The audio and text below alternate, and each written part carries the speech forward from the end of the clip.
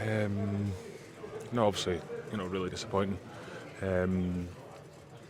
It still feels really raw. Obviously, we put ourselves in a great position. Coming here, and we expect to perform better. We expect to show more. With and without the ball, we obviously, conceded really poor goals from our point of view, and didn't create enough chances, and weren't a big enough threat. So, a tough one to take. Important for us to, to really look at ourselves in the mirror now and, be honest with ourselves and, move on really and finish the season strongly at a club level and get ready to go again. When you look at some recent defensive performances, obviously Thursday night, clean sheet here against Portugal and so on, why do you think that was so different? Again, it's still raw, really. Difficult to put your finger on it straight away. It'll take time to process it and really analyse it, but majorly disappointing, and I'm cautious. Not saying too much at the minute because it's emotional and tough to take. How worrying is it? How much of a concern is it that this could, dent confidence or derail things going into a World Cup qualification? Because there had been a feel-good factor before tonight. No, of course, and we felt it after Thursday night. There was a real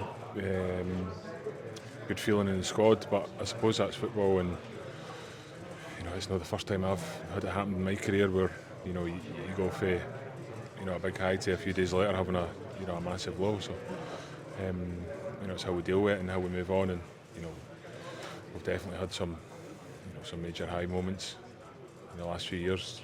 There's also been some major lows, and I'm sure this squad will prove again, as it has done, that we can bounce back.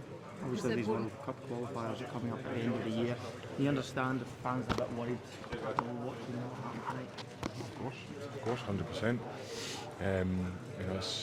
It's up to us as players to react to that and to move on. And again, like I've just said, we've had some setbacks along the way, and